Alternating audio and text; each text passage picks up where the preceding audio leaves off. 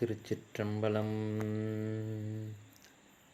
தென்னாடுடைய சிவனே போற்றி, எந்நாட்டவர்க்கும் இறைவா போற்றி. சிவனடியார்கள் திருக்கூட்ட அறக்கட்டளை பட்டுக்கோட்டை சார்பில் சிறப்பாக நடைபெற்று வருகின்ற கதையாம் காரணமாம் என்ற நிகழ்ச்சியில் இன்றைய தலைப்பு மாதொரு பாகன். இது என்னங்கய்யா தலைப்பு? சாமியும் அம்பாலும் பாதி பாதியாக இருக்கக்கூடிய அந்த அர்த்தநாரீஸ்வரர் அப்படிங்கிற அந்த வடிவம் தானே, அதான் எங்களுக்கு தெரியுமே. இதில் என்ன கதை இருக்குது, இதில் என்ன கருத்து சொல்ல போகிறீங்க அப்படின்ட்டு. இதில் கதை பெருசாக இருக்குதோ இல்லையோ எனக்கு தெரியல, ஆனால் கருத்து பெரிதாக இருக்கிறது அப்படிங்கிறத இந்த நிகழ்ச்சியை முழுமையாக நீங்கள் கேட்டீங்க அப்படின்னா உணர்ந்து கொள்ள முடியும். ஆகவே தான் இந்த விஷயத்தை எல்லோரிடமும் பகிர்ந்து கொள்ள வேண்டும் என்கிற ஒரு ஆவலின் அடிப்படையில் இந்த தலைப்பை கதையாம் காரணமாம் என்ற நிகழ்ச்சிக்கு பெருமான் திருவருள் கூட்டியுள்ளது.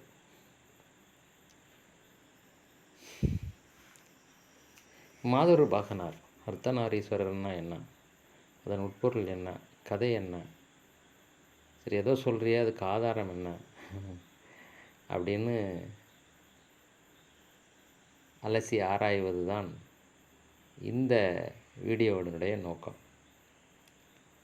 உமைபங்கன், நிறைய பேர் உமை பங்கன்னு சொல்கிறாங்க, அது பங்கன்னு சொல்லணும். உமையை ஒரு பங்காக உடையவன், ஒரு பாகமாக உடையவன். உங்கள் எல்லாருக்குமே தெரியும் மாதொருபாகன் அர்த்தநாரீஸ்வரர் அப்படின்னா வலது பக்கம் சிவமாகவும் இடதுபுறம் அம்பிகை உமையாகவும் காட்சி தருகின்ற அருட்கோலம் அப்படின்னு சொல்லிட்டு, அதனுடைய கதை என்ன, எப்போது ஏன் சிவன் அந்த கோலத்தை காட்டி அருளினார் என்று புராணங்கள் கூறுகின்றன அப்படின்னு பார்த்தோம் அப்படின்னா, ஈஷா ஜக்கி வாசுதேவ ஐயா அவர்கள் என்ன சொல்கிறார் அப்படின்னா, சிவனுக்கும் பார்வதிக்கும் கல்யாணம் ஆகி 2 பேரும் ஒன்றா உட்காந்துருக்காங்க. கல்யாணம் ஆகினா இப்போ நம்ம நார்மல் கணவன் மனைவி மாதிரி கிடையாது, அது அந்த அம்மாவுக்கும் தெரியும். அது அவர் ரொம்ப நல்லா அழகாக விளக்கமாக சொல்லியிருப்பார். இந்த பாரு, மனுஷங்கள்லாம் இருக்கிற மாதிரிலாம் என்கிட்ட எதிர்பார்க்க முடியாது, நான் அதெல்லாம் கடந்த நிலையில் இருப்பேன், எனக்கு தெரியும்யா, இருந்தாலும் நான் உன்னை கல்யாணம் பண்ணிக்கணும்னு ஆசைப்பட்றேன்னு சொல்லி தான் அந்த அம்மா கல்யாணம் பண்ணிட்டு வர்றாங்க. அதனால் அப்படியே சந்தோஷமாக இருக்கிறாரு. இந்த அம்மா வந்து கேட்குது, உன் பக்கத்தில் இருந்தாலே எனக்கு ரொம்ப சந்தோஷமாக இருக்கியா, என்னன்னு தெரியல, மற்றவங்க இது பண்ணுற மாதிரி எனக்கு புடவை வாங்கி தரணும், நகை வாங்கி தரணும், எனக்கு அது பண்ணணும் இது பண்ணணும், அப்போ தான் எனக்கு சந்தோஷமெல்லாம் கிடையாது, என்னமோ தெரியல, உன் பக்கத்தில் இருந்தாலே அவ்வளோ சந்தோஷமாக இருக்குது, ஆனால் நீ என்னை விட பல மடங்கு ஆனந்தமாக இருக்கிற மாதிரி இருக்குது, அதனால தான் எனக்கு அதனுடைய சாயல், அதனுடைய அந்த வைப்ரேஷன்னாலே எனக்கு நான் சந்தோஷமாக இருக்கேன். எப்படி உங்களால் இந்த மாதிரி இவ்வளோ ஆனந்தமாக இருக்க முடியுது, உங்களுடைய உண்மைத்தன்மை என்னங்கிறத நான் புரிஞ்சுக்கணும் அப்படின்னு சொல்லி பார்வதி தேவி கேட்குறாங்களாம். அப்படியா, வா வந்து என் மடியில் உட்கார், இடது பாகத்தில் என் மடியில் உட்கார் அப்படின்னாராம். அந்த அம்மா வெக்கப்பட்டாங்களாம். அதெல்லாம் ஒன்றும் கவலைப்படாத, பயப்படாமல் வந்து உட்கார் அப்படின்னு சொல்லி உட்கார சொல்லி அப்படியே இடது பக்கம் அப்படி அணைச்சி அப்படியே அழுத்தினாராம். இந்த அம்மா அவருக்குள்ளற பாதியாக இது பண்ணிவிட்டு, இப்போ பாதி சுவாமியோடைய உடலும் பாதி அம்பாளுடைய உடலுமாக, அதாவது தனக்குள்ளற அடக்கி கொண்டார். அப்போ என்னன்னா, அப்படி ஒரு ஆனந்தத்தை அம்பிகையை அனுபவித்தாள். ஏன்னா அது ஒரு பெரிய ஆனந்த கடல், என்ன சொல்கிறது, பேரானந்த கடல். அதில் போய் நம்ம மூழ்கினோம்னா என்னாகும், அந்த ஆனந்தத்தை அனுபவிப்போம் இல்லையா, அது மாதிரி அந்த அம்பிகையானவள் அதை அனுபவித்தாள் அந்த நிலையில் இருக்கக்கூடியது தான் அர்த்தநாரீஸ்வரர்னு சொல்லிட்டு ஜக்கி வாசுதேவ் ஐயா சொல்கிறார். இது ஒரு கதை வச்சுக்கோங்க. அடுத்தது 2வது கதை என்ன அப்படின்னா, பிரிங்கி மகரிஷி கதை ஒன்று சொல்கிறாங்க. அடியார்கள் அன்பர்கள் எல்லாரும் வந்து சிவபெருமானையும் அம்பிகையும் இருக்கும்போது வணங்கிட்டு 2 பேரையும் சுற்றி வந்து வணங்கிட்டு போவாங்க. பிரிங்கி முனிவர் என்ன பண்ணுவார், வந்துட்டு சாமியை மட்டும் கும்பிட்டுட்டு அம்பாவை பார்க்க மாட்டார், போயிடுவார். அம்பாவை வணங்க மாட்டார். அவர் தூய்மையான என்ன சொல்கிறது, தூய்மையானன்னு சொல்கிறதில்ல, எனக்கு வந்து சாமியை கும்பிட்டா போகிறோம், அது மற்ற எதையும் கும்பிடணும்னு எனக்கு அவசியம் இல்லைன்னா, அது ரொம்ப ஒரு விரதமாக ஒரு கற்பு நெறி போல் இருக்கிறார் அவர். அப்போ இந்த அம்மா என்ன பண்ணுது, நான் அப்படி சாமி கூட ஒட்டி நின்றுக்கிறேன், நீ என்ன பண்ணுவ அப்படின்னு சொல்லிட்டு பிரிங்கி முனிவர் வந்து சிவபெருமானை வணங்கிட்டு சுற்றி வரணும். இந்த அம்மா இறுக்க கட்டி பிடிச்சிட்டு நிற்கிது, அடுத்து நெருக்கி பிடிச்சிட்டு நிற்கிது. அந்த அம்மாவுடைய இடை வந்து ரொம்ப நல்லா சிறுத்த இடையாக இருக்குமா, அதனால் சாமிக்கும் அம்பாளுக்கும் இடையில கேப் பண்ண விடுது. உடனே இவர் என்ன பண்ணுறாரு, ஒரு வண்டா உருமாறி அப்படியே அந்த இடைப்பகுதியில் பூந்து சாமியை மட்டும் சுற்றிட்டு வந்துட்டாராம். அதனால் இது மாதிரி என்னை அவர் அவமானப்படுத்தினது எனக்கு ரொம்ப கஷ்டமாக இருக்குது, இதுக்கு என்ன பண்ணுறதுன்ட்டு. அவர் தான் புரிஞ்சிக்காமல் அது மாதிரி செய்கிறாருன்னா நீயுமா இப்படி பண்ணுவ அப்படின்ட்டு, இந்த பார், நீ இன்றி நான் இல்லை, நான் இன்றி நீ இல்லை, 2 பேரும் ஒன்றுக்குள்ள ஒன்று. ஆமாம், இப்படிலாம் சொல்கிறது மட்டும் பெருசாக வாய்க்கிலேயே பேசுங்க, என்னை வந்து அவர் இப்படி தனியாக உங்களை மட்டும் கும்பிட்டுட்டு போகிறாரு, நீங்கள் இப்படி இருக்கீங்களே அப்படின்னு சொல்லிட்டு, சரி வா நம்ம 2 பேரும் ஒன்றுன்னு காட்டலாம், இதெல்லாம் வந்து கதை அப்படின்னு சொல்லிவிட்டு அடுத்த முறை அவர் சாமி கும்பிட வருகின்ற போது 2 பேருமே பாதி சிவமாகவும் பாதி சக்தியாகவும் இருந்தார்கள். அதனால் அவரால் இப்போது தனியாக கும்பிட முடியலை, 2 பேரையும் தான் கும்பிட வேண்டியதாயிற்று இப்படின்னு ஒரு கதை சொல்கிறாங்க. அது மாதிரியான ஒரு கட்டத்திலையும் அவர்கள் வந்து மாதரூபாகனாக, அதாவது அன்னை வேறு அல்ல நான் வேறு அல்ல என்று காட்டியதாக சொல்கிற கதைகள். அடுத்தது திருவிளையாடலில் ஒரு கேவலமான ஒரு கதை ஒன்று சொல்லுவாங்க. அது ஏன் கேவலமான கதைன்னு சொல்கிறேன் அப்படின்னா, 2 பேருக்கும் சண்டை வந்துடுதான், சுவாமிக்கும் அம்பாளுக்கும். அதனால் அவர் வந்து சக்தியை எரிச்சிடுறாராம். அப்புறம் அப்படிலாம் பண்ணக்கூடாது, சக்தி இல்லாமல் நீங்கள் இருக்கக்கூடாது, சக்தி இல்லாமல் நீங்கள் இருக்கிறீங்கன்னா அப்போ சக்தி இல்லாத சிவன் ஆகிடுறாருல்ல, புரியுதா இல்லையா? லாஜிக்கே தப்புங்க. அது மிகப்பெரிய பிளண்டர் திருவிளையாடலில் சொல்லியிருக்கக்கூடிய அந்த விஷயம். ஆக்சுவலாக என்ன நடக்குதுன்னா, இந்த அம்மா போய் தன்னுடைய உடலை அழிச்சிக்கிறாங்க, அது வேண்டாம் அப்படின்னு சொல்லிட்டு அந்த அக்னியில் இறங்கிடுறாங்க. இப்படி ஒரு கதை இருக்குது. இன்னொன்று வந்து அந்த யாகம் அழியட்டும் அப்படின்னு சொல்லிட்டு வந்துடுறாங்க. இதுதான் வந்து நம்முடைய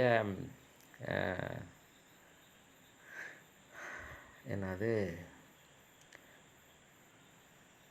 முருகப்பெருமானுடைய கதை இருக்கு இல்லையா, கந்தபுராணம், அதில் சொல்லியிருக்கக்கூடியது என்னென்னா, உன்னுடைய யாகம் அழியட்டும், சிவபெருமானை தரக்குறைவாக பேசிய உன்னுடைய யாகம் அழியட்டும்னு சொல்லி சாபம் விட்டுட்டு வந்து சாமி ரொம்ப இதாக இருக்கா, அப்படி அந்த இதை அழிச்சிருங்கன்னொடனே, உன்னை அவமானப்படுத்தினதுக்கு பிறகு நான் இது பண்ண மாட்டேன்னு சொல்லி தான் அங்கே கோபமாக வெளிப்பட்டு வீரபத்திரர் வந்து எல்லாத்தையும் அழிக்கிறது அது மாதிரி வரும். சாக்தத்தில் என்ன சொல்கிறாங்கன்னா, தன்னுடைய உடம்பு, இந்த உடம்பு உன்னுடைய பெயரோடு இருக்கக்கூடிய இந்த உடம்போ இந்த பெயரோ எனக்கு வேண்டான்னு சொல்லிட்டு அப்படியே இதில் இறங்குறதா சொல்கிறாங்க. ஓகே, நான் அவுட் ஆஃப் சிலபஸ் போயிட்டுருக்கேன். இப்போ எதுக்கு வரேன்னா, திருவிளையாடலில் சொன்ன அந்த கதை வந்து தவறு என்பதற்காக சொல்ல வருகிறேன். அப்போது இதுதான் அங்கே நடந்ததே ஒழிய, மற்றபடி இவர் அந்த அம்மாவை அழிக்கவோ அல்லது அதுக்கு பிறகு வந்து நாங்கள் 2 பேரும் பாதி பாதி பாருங்கள் அப்படின்னு சொல்லிட்டு ஆணாகி பெண்ணாகி நின்றானவன் அப்படின்னு சொல்லி நின்னதாக சொல்கிறது வந்து ஒரு அபத்தம். அதுக்கு பிறகு நின்னாங்க அப்படின்னு சொல்கிறது வந்து அபத்தம்.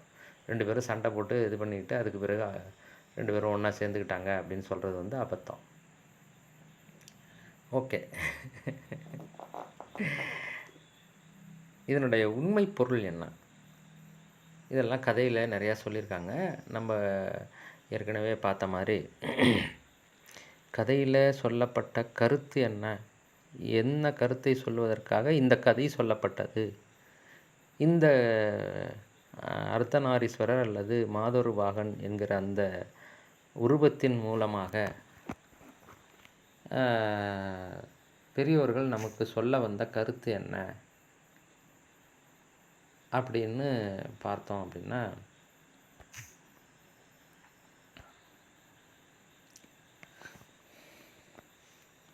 தாதான்மிய சம்பந்தம், சிவம் சக்திக்கான சம்பந்தம் வந்து தாதான்மிய சம்பந்தம், அத்துவித சம்பந்தம் அப்படிங்கிறது வந்து ஆன்மாவுக்கும் சிவத்துக்கும் உடைய சம்பந்தம் வந்து அத்துவித சம்பந்தம் என்று சைவ சித்தாந்தம் பேசுகிறது. இதை நம்ம கடைசியில் பார்ப்போம். ஏன்னா சில விஷயங்களை, அதாவது சைவ சித்தாந்தம் பேசினோம்னால எல்லாருக்கும் தூக்கம் வந்துடும். அதுக்கு நடைமுறை வாழ்க்கையில் இருக்கக்கூடிய சில விஷயங்களை புரிந்து கொண்டால் அதற்கு பிறகு அதை சொல்லுகின்ற போது எளிதாக புரியும். அதனால் கன்க்ளூஷனில் அதை வச்சுக்கிறேன் நான். இப்போது நம்முடைய சமயத்தில் ரொம்ப சிறப்பாக குறிப்பிட்டுள்ள இந்த தத்துவத்தின் உயர்ந்த சிறப்பை நாம் உணர்ந்து கொண்டால் அதை போற்றி மகிழ்வது மட்டுமின்றி உலகிற்கு உயர் ஞானத்தை நல்கிய ஒப்பற்ற சமயம் நம்முடைய சமயம் என்பதும் தெளிவாகும். இந்த அர்த்தநாரீஸ்வர தத்துவத்தின் அடிப்படையில்தான் இன்றைய விஞ்ஞானம் வலதுபுறம் ஆண் தன்மை என்றும் இடதுபுறம் பெண் தன்மை என்றும் ஒவ்வொரு மனித உடலிலும் இருப்பதை உறுதி செய்துள்ளது. இதைத்தான் நம்ம வந்து இடகலை, பிங்களை, மூச்சு ஓடுறது, நாடி அதை நாடி அப்படின்னு சொல்லிட்டு நம்ம பேசியிருக்கோம் இல்லையா? நீங்கள் உங்களுக்கு இதில் சந்தேகம் வந்துச்சுன்னா அங்கே போய் பார்க்கலாம். சிவசுவை நிகழ்ச்சியில் நாடி அதை நாடிங்கிறதுல பேசியிருக்கிறோம். அப்போ இவ்வளோ அவன் கஷ்டப்பட்டு கண்டுபிடிச்சி வலது மூளைன்னு ஒன்று இருக்குது, இடது மூளைன்னு ஒன்று இருக்குது. வலது மூளை வந்து இந்தந்த மாதிரியான சிறப்புகளோடு இருக்குது, இடது மூளை இந்தந்த மாதிரி சிறப்புகளோடு இருக்குது. வலது மூளை இடது பக்கத்தை கண்ட்ரோல் பண்ணுது, இடது மூளை வலது பக்கத்தை கண்ட்ரோல் பண்ணுது. அப்படிங்கிற விஷயங்களை எல்லாம் கண்டுபிடிக்கிறதுக்கு அடிப்படையான ஒரு தத்துவமாக இது இருக்கிறது. அது எல்லாத்தையுமே நம்ம இப்போ பார்க்க போகிறோம். ரொம்ப டீப்பாகவே போய் பார்க்க போகிறோம். நல்லாவே உள்ளர ஆழ்ந்தே பார்க்க போகிறோம். இப்போ பொதுவாக வலது மூளை, இடது மூளை, ரைட் பிரெயின், லெஃப்ட் பிரெயின் சொல்லிவிட்டு நீங்கள் கூகுளில் சர்ச் பண்ணிங்கன்னா கிடைக்கும். அது பார்த்திங்கன்னா உங்களுக்கு இந்த நானே சர்ச் பண்ணி காமிக்கிறேன்.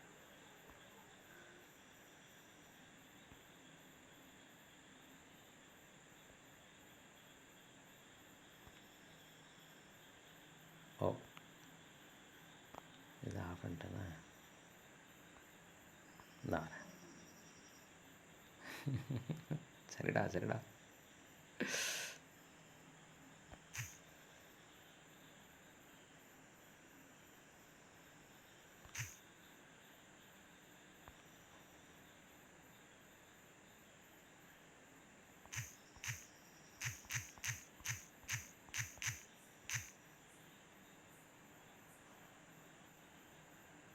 Right brain, left brain.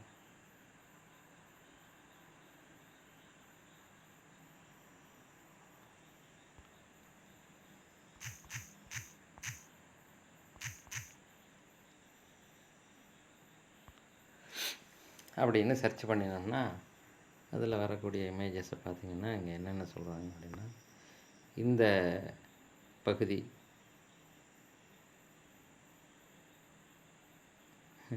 இடது மூளை வலது மூளைன்னு தான் கொடுக்குறான். ஏன் வலது மூளை இடது மூளைன்னு கொடுக்குறது?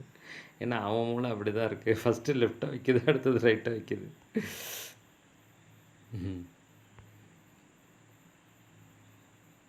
லெஃப்ட் அண்ட் ரைட் பிரெயின் அப்படி தான் போட்டிருக்கான் அவனை. ஓகே, எனிகோ இதுக்கு வரும். எஸ், இதுதான் அதனுடைய இது. வலது மூளை சிந்தனையாளர்கள், இடது மூளை சிந்தனையாளர்கள் அப்படின்னு சொல்லிட்டு. இடது மூளை இது லாஜிக்கல், அதாவது தர்க்க ரீதியானது, அனாலிட்டிக்கல். எதையும் ஆய்வு செய்து தான் வந்து அது அப்படி இருக்குமா, இது எப்படி இருக்குமான்னு சொல்லிட்டு அதை அனாலிசிஸ் பண்ணுறாங்க இல்லையா, ஆய்வுப்படுத்தி பார்க்குறது, ஆய்வுக்கு உட்படுத்தி பார்க்குறது, அந்த மாதிரியான கெப்பபிலிட்டிஸ் அதுக்கு இருக்கும். அது அந்த அந்த ஒரு கெப்பாசிட்டி அதுக்கு இருக்கும். அடுத்து லீனியர் என்றால் சடனாக ஏறுறது சடனாக இறங்குறது அது மாதிரி இல்லாமல் அப்படியே மெதுவாக போயிட்டுருக்கும். அதாவது என்ன சொல்கிறது, திடீர்னு ஒரு விஷயத்தில் ஜாஸ்தி ஆகிறது, திடீர்னு ஒரு நேரத்தில் குறையிறது, அது மாதிரி இல்லாமல் ஒரு விஷயத்துக்குள்ளே போனால் அப்படியே மெதுவாக கொஞ்சம் கொஞ்சமாக ஸ்டெப்பாக போகும். அதுவும் இருக்குது. சீக்வென்ஷியல் அப்படின்னு சொல்லிட்டு ஒன்று வரும், படிப்படியாக முன்னேறுதல். அதனால் லீனியராக இருக்கும். அடுத்து வெர்பல், நிறையா பேசக்கூடிய அந்த தன்மை இருக்கும். ஃபேக்சுவல், அதாவது இதனுடைய அடிப்படையில், ஆதாரத்தின் அடிப்படையில் தான் அது புரிஞ்சுக்கும். அந்த மாதிரி இருக்கக்கூடியது லெஃப்ட் பிரைன். அடுத்தது ரைட் பிரைன், வலது மூளை அப்படிங்கிறது வந்து கிரியேட்டிவ், புதிதாக வித்தியாசமாக சிந்திக்கும் ஆற்றல். இன்ஸ்டியூட்டிவ் எனக்கு அது சொல்லவே வர மாட்டேங்குது. சரி, ஓகே. உள்ளுணர்வு, அதாவது வெளிப்புற ப்ரூஃப்லாம் எதுவும் தேவையில்லை அதுக்கு. அது வந்து எனக்கு இப்படி தோணுது, அவ்வளோதான். நான் ஒரு தடவை முடிவு பண்ணிட்டேன்னா என் பேச்சை நானே கேட்க மாட்டேங்கிற மாதிரி. அவங்களுக்கு அப்படி தோணுச்சுன்னா அவ்வளோதான். அதில் ரொம்ப இதாக இருப்பாங்க. அது ஆண்கள், பெண்கள், நீங்களே கூட எல்லாருமே அதை அனுபவிச்சிருக்கலாம்னா ஆண்கள் எப்படி அனுபவிக்கிறது?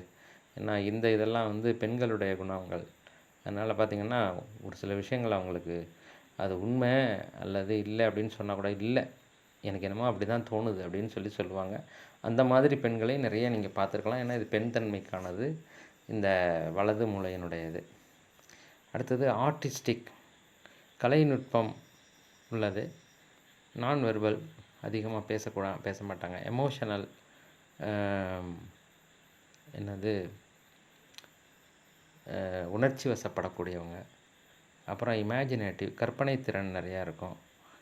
அடுத்தது ஆப்ஜெக்டிவ், ஒரு விஷயத்தை சின்னதாக பார்க்காம அதை முழுசாக பார்ப்பாங்க. அதனால் அவங்களுடைய செயல்பாடுகள் எல்லாம் அப்படி இருக்கும். இப்போ என்ன சொல்கிறாங்க, நம்முடைய விஞ்ஞானம் என்ன சொல்லுது அப்படின்னா, வலது மூளையினுடைய குணாதிசயங்கள் இப்படி இருக்கிறது, இடது மூளையினுடைய குணாதிசயம் சொல்கிறத விட இந்த விஷயங்களை எல்லாம் செய்வதற்கு அது ஏற்றதாகவும் ரொம்ப எளிதாக செய்யக்கூடியதாகவும் இருக்கிறது. இந்த பக்கம் வந்து அது இந்த மாதிரியான விஷயங்களை செய்வதற்கு உரியதாக இருக்கிறது என்று பிரித்திருக்கிறார்கள். அப்போ என்ன ஆகுது அப்படின்னா, இதில் வந்து வலது மூளை இடது பக்கத்தையும் இடது மூளை வலது பக்கத்தையும் கண்ட்ரோல் பண்ணும் அப்படிங்கிறது ஒரு கருத்து.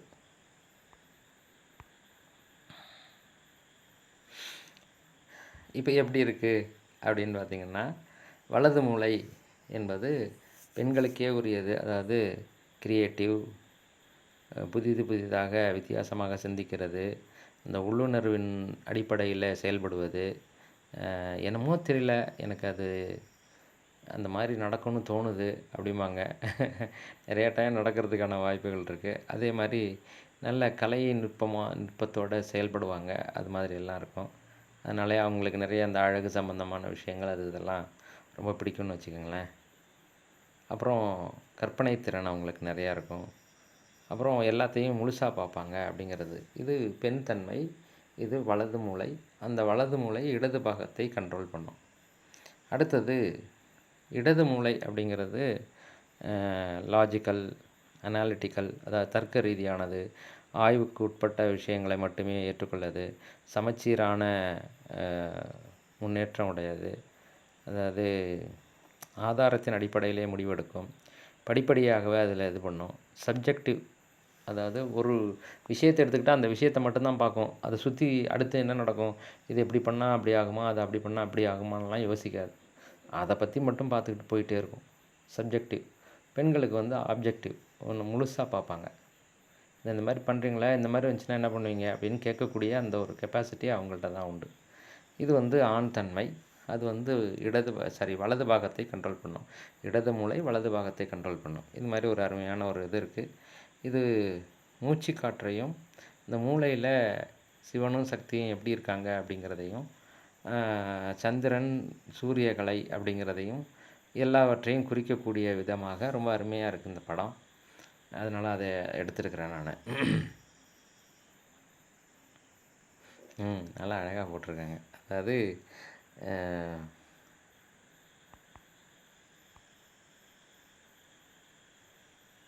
வலது பாகம் சிவபெருமானுடைய நீல நிறம், இடது பாகம் அம்பிகையினுடைய அந்த பிங்க் கலர். அது சூரியகலை அப்படிங்கிறதுனால இந்த வலது கண்ணை வந்து சூரியனாகவும் இடது கண்ணை சந்திரனாகவும் காமிச்சிருக்காங்க. என்ன தெரிய வருது இதுலேருந்து? ஓகே, விஷயத்துக்கு வரும். ஸோ இது வந்து பேசிக்கு, ஒரு அடிப்படையான ஒரு விஷயம். இதை புரிஞ்சுக்கிட்டோம்னா தான் நம்ம அடுத்த விஷயத்தை பார்க்கறதுக்கு ரொம்ப நல்லாயிருக்கும். அப்போ இந்த அடிப்படையில் தான் வந்து வலதுசாரி இடதுசாரி என்பதெல்லாம் வந்திருக்கிறது என்பதை நாம் புரிந்து கொள்ளலாம். இப்போ பார்த்தீங்க அப்படின்னா, வலதுசாரி கருத்துக்கள் அப்படிங்கிறது பழமையான விஷயங்களை அப்படியே ஏற்றுக்கொள்ளுதல். அதுக்கு ப்ரூஃப்லாம் தேவையில்லை. நம்ம சொன்னோம் இல்லையா, இது இன்ஸ்டியூட்டிவ், உள்ளுணர்வு, இது கரெக்டு அப்படின்னு அவங்களுக்கு தோணுச்சுன்னா அதை ஏற்றுப்பாங்க, அவ்வளோதான். அதில் எதுவும் பெருசாக இதெல்லாம் தேவையில்லை. அதே மாதிரி அது இப்படி வரணும், இது இப்படி வரணும், இது எப்படி வந்துச்சு அப்படின்னு கேள்வி கேட்டாலாம் பதில் இருக்காது வலதுசாரி இவங்களுக்கு. அங்கே பெண்கள் சார்ந்த விஷயமாக இருக்கும், பெண்கள் சார்பாக இருக்கும். ஆண்கள் சார்பில் அதிகமாக இருக்காது. அதாவது டாமினேஷன் ஆண்கள் சார்பாக இருக்காது, அந்த மாதிரி இருக்கும். இந்த மாதிரியான போக்கு அப்படிங்கிறது வந்து இன்ட்யூஷன், என்ன சொல்கிறது, இமேஜினேஷன், அந்த மாதிரியான விஷயங்கள்லாம் அதில் இருக்கிறதுனால வலதுசாரிங்கிறது வந்து ஓகே. அதுக்காக வலதுசாரியெல்லாம் தவறுன்னு சொல்ல முடியாது. வலதுசாரியில் சொல்லப்பட்ட பல அற்புதமான விஷயங்கள் இடதுசாரிகளால் இன்னுமே வந்து பதில் சொல்ல முடியல. ஏன்னா அவங்க எல்லாத்தையும் என்ன சொல்கிறது, பார்த்து தான் நம்புவாங்க இல்லையா? அப்படின்றப்ப அவங்க பார்க்க இந்த வலதுசாரிகள் என்ன சொன்னாங்களோ அதுதான் வந்து அவங்க ஆமான்னு போயிட்டுருக்காங்க இப்போ. எனக்கு ரொம்ப சிரிப்பாக இருக்குது. வலதுசாரி அப்படிங்கிறது வந்து பெண் தன்மை. பெண்கள் என்ன சொல்கிறாங்களோ அதை தான் ஆண்கள் ஆமான்னு கேட்டுட்டு போக வேண்டியதாக இருக்குன்றது ஒரு சின்னதாக இது வந்தது. அதனால் சிரிப்பு வந்தது. ஒரு காலகட்டத்தில், அதுவும் குறிப்பாக இந்த சைடில், அதாவது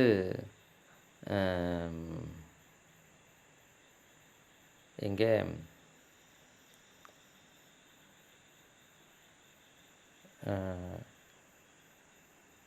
eastern side of the world, அதாவது கிழக்கு பகுதிகளில், உலகத்தினுடைய கிழக்கு பகுதிகளில் வந்து பார்த்திங்கன்னா வலதுசாரி தத்துவம் நிறைய இருந்திருக்கு.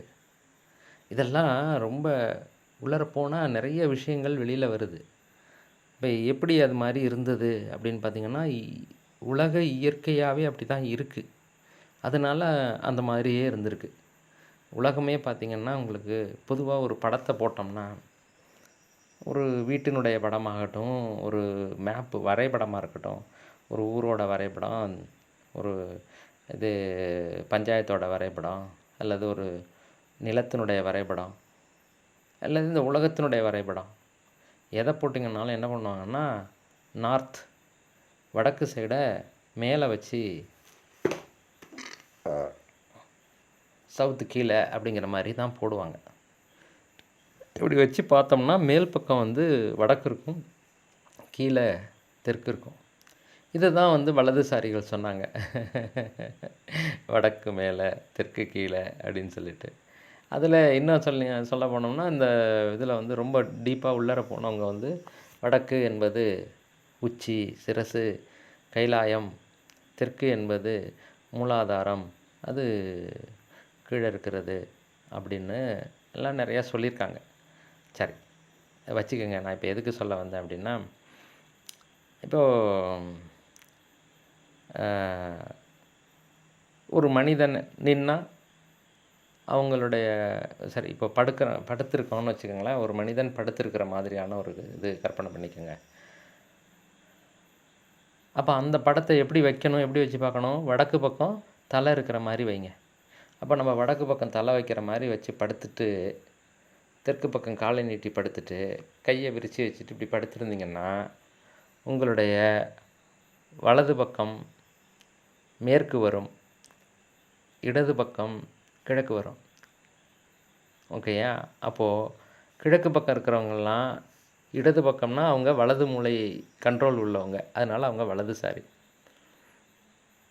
மேற்கு பக்கம் உலகத்தினுடைய மேற்கு பக்கம் பார்த்தீங்க அப்படின்னா அவங்க வந்து வலது பக்கம் வருவாங்க, அவங்க இடது மூளை கண்ட்ரோல் உள்ளவங்க. அப்போ அவங்க இடதுசாரி. புரிஞ்சுதா? குழப்பிடுறேன்னா? இல்லை, நான் தெளிவாக இருக்கேன். நீங்கள் ஏதாவது சந்தேகம் வந்துச்சுன்னா என்கிட்ட கேளுங்க, நான் சொல்கிறேன். நான் இதை இன்னும் நல்லா புரிஞ்சுக்கிறதுக்கு ஒரு இது சொல்கிறேன். உங்களுக்கு எத்தனை பேருக்கு அந்த கார் ஓட்டுறது நம்ம ஊரில் எப்படி ஓட்டுறோம், இதில் வெஸ்டர்ன் சைடில் எல்லாம் எப்படி ஓட்டுறாங்க அப்படிங்கிறது தெரியும்னு எனக்கு தெரியாது. ஆனால் அதுக்கும் ஒரு தொடர்பு இருந்தது. அதாவது நம்ம ஊரில் வந்து பார்த்திங்கன்னா டிரைவர் ரைட் சைடில் உட்காருவார். நம்ம ஊரில் கார் ஓட்டுற டிரைவர் வந்து வலது பக்கம் உட்காந்து இடதுபுறத்தை அணைச்சி ஓட்டிகிட்டு போவார். அது அப்படியே பார்த்திங்கன்னா நம்ம உடம்புல வலது மூளையானது இடது பக்கத்தை கண்ட்ரோல் பண்ணுற மாதிரியே இருக்கும். அதே தான், மூளைங்கிறது அவன் தானே, டிரைவர் தானே மூளை. அந்த வண்டியை ஓட்டுறதுக்கான மூளை அவன் தானே. அவன் வலது பக்கம் உட்காந்துருப்பான், இடது பக்கத்தில் அணைச்சி ஓட்டிகிட்டு போகணும். கீப் லெஃப்ட் ஆல்வேஸ், இதுதான் நம்மளுடைய டிராஃபிக் ரூல். இதுக்கு போயிட்டோம்னு வச்சுக்கோங்களேன், வெஸ்டர்ன் சைடுக்கு போயிட்டோம்னு வச்சுக்கோங்களேன், அவன் அங்கே உட்கார்றது வந்து இடது பக்கம் உட்காந்துருப்பான், வலது பக்கம் அணைச்சி ஓட்டிகிட்டு போகணும். கீப் ரைட் ஆல்வேஸ் அவனுக்கு. இப்போ எனக்கு என்ன சந்தேகம் வந்துச்சு அப்படின்னா, இதெல்லாம் கண்டுபிடிச்சவன் அவன், காரு இதெல்லாம் கண்டுபிடிச்சி ஓட்ட ஆரம்பித்தவன் வந்து பிரிட்டிஷ்காரன். அதையும் நான் தேடி பார்த்தேன். இதில் தேடும்போது என்ன வந்துச்சு அப்படின்னா, உலகத்தினுடைய பெரும்பகுதி, அதுவும் குறிப்பாக அந்த வெஸ்டர்ன் சைடு, ஈவன் ஈஸ்டர்ன்லேயும் ரஷ்யா, சைனா எல்லாத்துலேயுமே கூட ரைட்டை கீப்பப் பண்ணி போகிறவங்க லெஃப்ட் சைடு டிரைவிங், லெஃப்ட் சைடில் தான் உட்காந்து ஓட்டிகிட்டு போவாங்க. அது மாதிரி வரும். ஆனால் நம்ம சைடில் ரைட் சைடை உட்காந்து லெஃப்ட் சைடை கீப்பப் பண்ணி ஓட்டிகிட்டு போகணும். அது மாதிரி இருக்குது.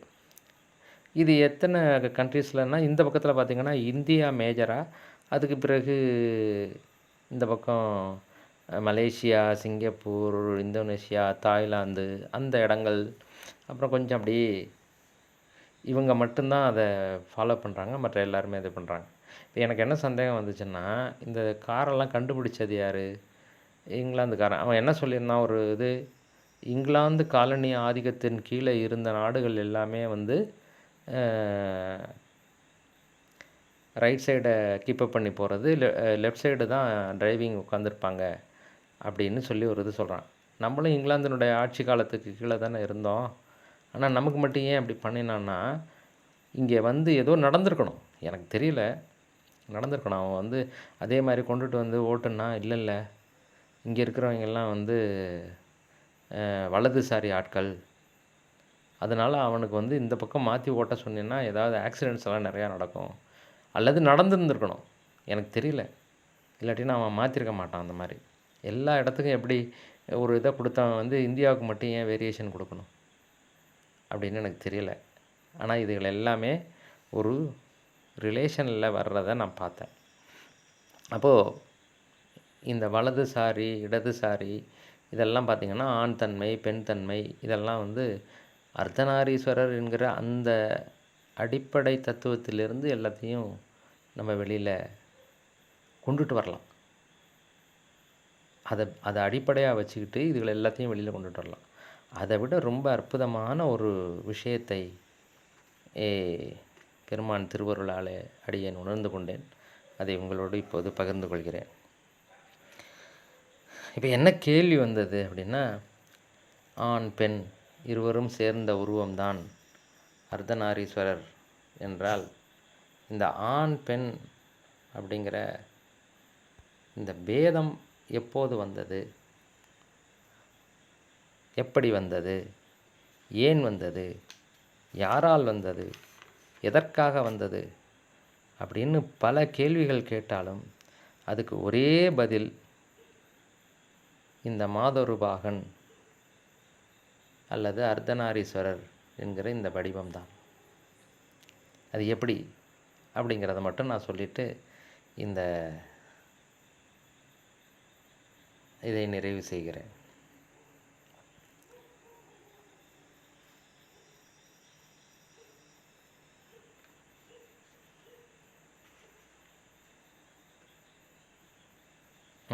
அதுக்கு முன்னாடி இந்த இதை சொல்லிவிட்டு அதுக்கு பிறகு இதை பதிலை சொல்கிறேன் நான். அதாவது நம்ம ஒரு பேச்சு ஒன்று பேசினோம்.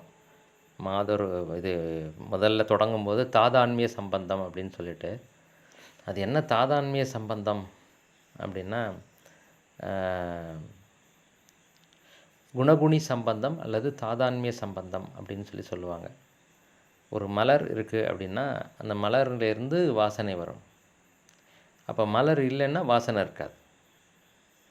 அப்போ மலரும் வாசனையும் ஒன்றோடு ஒன்று பிரிக்க முடியாத இது. வாசனை என்பது குணம் என்றால் அந்த குணத்தை கொடுக்கக்கூடிய குணி ஆக இருக்கக்கூடிய அந்த பொருளுக்கு பேர் குணி என்று பேர். அந்த குணத்தை கொடுக்கக்கூடியவன் குணி அப்படின்னு பேர். அதனால் அதை அப்படி வச்சுருப்பாங்க, குணகுணி சம்பந்தம் அப்படின்னு சொல்கிறது. ரொம்ப சிம்பிளாக சொல்லணுன்னா, ஒரு விளக்கு இருக்குது, அதை ஏற்றி வச்சுருக்குறோம், அந்த லைட்டு போட்டிருக்கிறேன் நான், சுற்றி வெளிச்சமாக இருக்குது.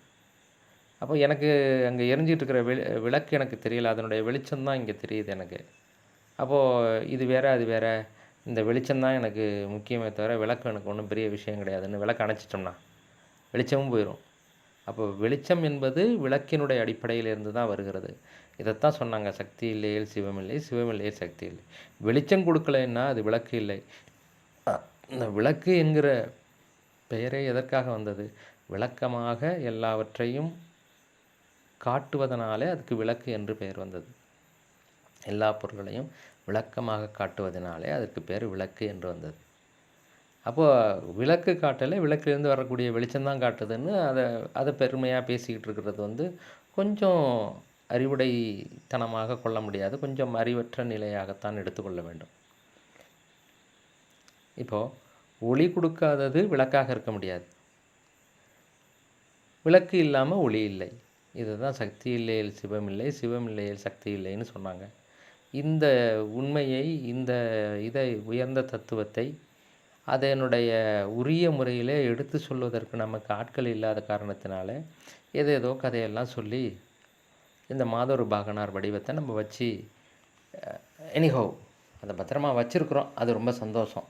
அட்லீஸ்ட் இந்த பேரோடையாவது இந்த கதையோடையாவது இது இருக்குதே அப்படிங்கிறதுக்கு சந்தோஷப்படுவோம்.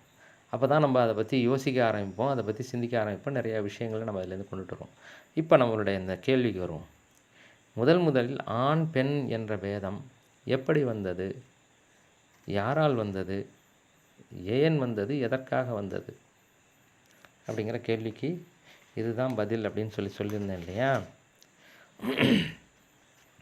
அதை சொல்லுகின்ற போது ஒரு விஷயத்தை மட்டும் சொன்னோம். இந்த ஆண் பெண் அப்படிங்கிறத குறிக்கக்கூடியதை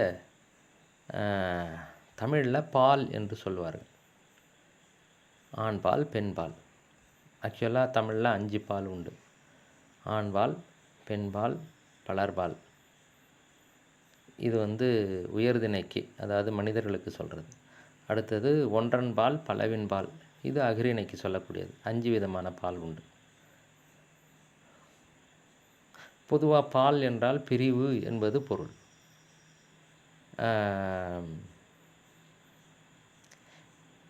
திருவாசகத்தில் மாணிக்கவாசகர் இன்னிசை வீணையர் யாழினர் ஒருபால் இருக்கொடு தோத்திரம் இயம்பினர் ஒருபால் துண்ணிய பிணைமலர் கையினர் ஒருபால் தொழுகையர் அழுகையர் துவல்கையர் ஒருபால்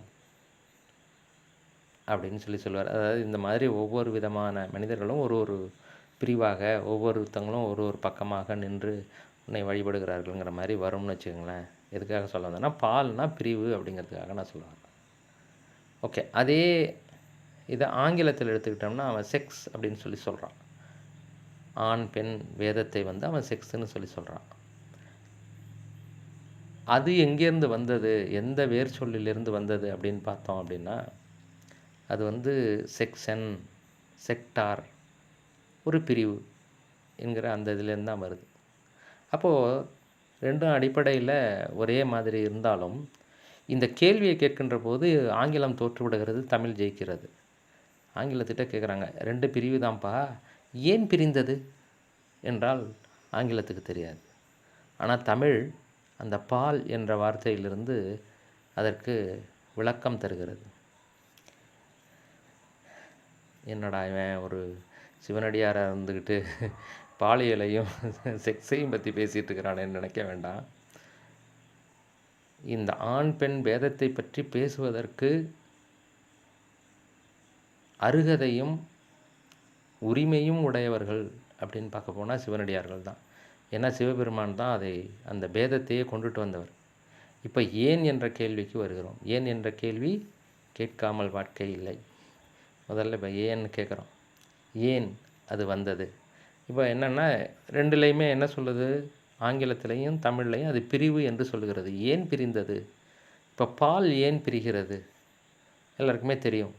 பால் எப்படி வருகிறது அப்படின்னா மனித உடலிலே இருக்கக்கூடிய பெண்ணினுடைய உடலில் இருக்கக்கூடிய அது எந்த ஜீவராசியாக இருந்தாலும் சரி, குட்டி போட்டு பால் கொடுக்கக்கூடிய எந்த ஜீவராசியாக இருந்தாலும் சரி, அதனுடைய உடலிலிருந்து சிகப்பாக இருக்கக்கூடிய இரத்தம் பாலாக பிரிகிறது. அப்போ பிரியுது, அது ஏற்புடையது. ஏன் பிரிகிறது அப்படின்னு கேட்டால் இங்கிலீஷ்காரனால் பதில் சொல்ல முடியாது, அது பிரிவு அவ்வளோதான்னு விட்டுருவான். ஆனால் இங்கே அதுக்கு விளக்கம் அதுக்குள்ளரே இருக்குது. அந்த பால் என்று சொல்லுகிறோமே அதுக்குள்ளே இருக்குது. ஏன் பிரிகிறது? தன்னை விட கீழ்நிலையில் இருக்கக்கூடிய ஒரு உயிருக்கு உய்விக்க வேண்டும் என்பதற்காக பிரிகிறது. சாதாரணமாக ஒரு மாடு இருக்குது, போய் பால் கறந்தோம்னா வராது. அது குட்டி போட்டிருக்கணும், அப்போ தான் அது பால் கறக்கும். அப்புறம் மறுபடி கொஞ்ச நாள் கழித்து அந்த இது விட்டதுக்கு பிறகு மறுபடியும் பால் வராது. மறுபடியும் குட்டி போட்டால் தான் அது பால் கறக்க முடியும். அதே தான் எல்லாத்துக்கும், மாட்டுக்கு உள்ளதே தான் எல்லா உயிரினங்களுக்கும். அந்த குட்டி போட்டு பால் கொடுக்கக்கூடிய எல்லா உயிரினங்களுக்கும் அதே தான். ஆக பால் என்பது சிகப்பாக இருக்கக்கூடிய இரத்தம் வெண்மையான பாலாக, இந்த சிகப்பாக இருக்கக்கூடிய இரத்தத்துக்கும் அந்த பாலுக்கும் நிறைய வேற்றுமைகள் உண்டு, குணத்திலே வேற்றுமை உண்டு. ஆனால் இதுலேருந்து தான் அது வருது. இது வேறு பர்பஸுக்காக வர்றதுனால அதுக்குண்டான விஷயங்கள்லாம் அதுக்குள்ளார அடங்கியிருக்கு. அந்த பொருளாக அது மாறி வெளியில் வருகிறது. எதற்காக வருகிறது? தன்னை விட கீழ்நிலையிலே இருக்கக்கூடிய ஒரு உயிருக்கு உய்விக்க வேண்டும் என்பதற்காக வருகிறது. எவ்வளோ அற்புதம் பாருங்கள். அதுக்குள்ளே ஒரு மிகப்பெரிய சைவ சித்தாந்த கொள்கையே அடங்கியிருக்கு. அப்போது ஏன் ஆண் பெண் என்ற பேதம் வந்தது என்று பார்க்கின்ற போது சுவாமி சிகப்பாக இருக்கிறார். சிகப்புன்னா சிவம். சிவங்கிற பேரே சிவப்பிலேருந்து வந்தது தான். சிவப்பாக இருக்கிறது என்பதற்காக வந்தது தான். சிவப்பாக இருக்கக்கூடிய சிவம் இந்த உயிர்களுக்கு உதவி செய்ய வேண்டும், அவைகளை உய்விக்க வேண்டும் என்பதற்காக அதிலிருந்து ஒரு கூறாக பிரிந்து வருகிறது இந்த வெண்மையான பாலாகிய பெண். இது இப்படி எங்கேயாவது இருக்கா அப்படின்னுட்டு தேடிட்டு இருந்தேன். இன்றைக்கி வகுப்பில் திருமந்திரம் வகுப்பில் திருமந்திரம் 10ஆம் திருமுறை 7ஆம் தந்திரம் 20வது தலைப்பு விந்து உற்பணம். அதாவது இந்த உலகத்தை உருவாக்கக்கூடிய விந்து என்றால் ஒளி, இந்த உலகத்தை படைக்கக்கூடிய ஒளியானது எப்படி உருவானது அப்படிங்கிறதும், அது மாதிரி இந்த உடம்புக்குள்ளே இருந்து இன்னொரு உயிரை படைக்கக்கூடிய அந்த விந்து எப்படி உற்பத்தி ஆகிறது அப்படிங்கிறதையும் சொல்லியிருப்பார். அதில் 7வது மந்திரம், புறம் அகம் எங்கும் புகுந்தொளி வித்து, புகுந்தொளி விந்து, நிறமது வெண்மை, நிகழ்நாதம் செம்மை. எனக்கு அங்கே தான் கட்சி அணிச்சு. ஆஹா, நான் கேட்டுக்கிட்டே இருந்தேன், சாமி எனக்கு கொடுத்துட்டாருமா அப்படின்னேன். கேளுங்க கேளுங்க, கேட்க கேட்க கொடுப்பாரு அப்படின்னாங்க. ஒரு நிமிஷம் அதையே காமிச்சிட்றேன் நான்.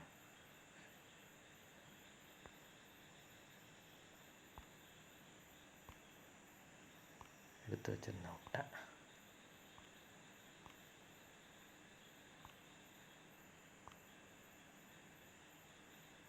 தந்திரம் வந்துருச்சா? 7ஆம் தந்திரம்.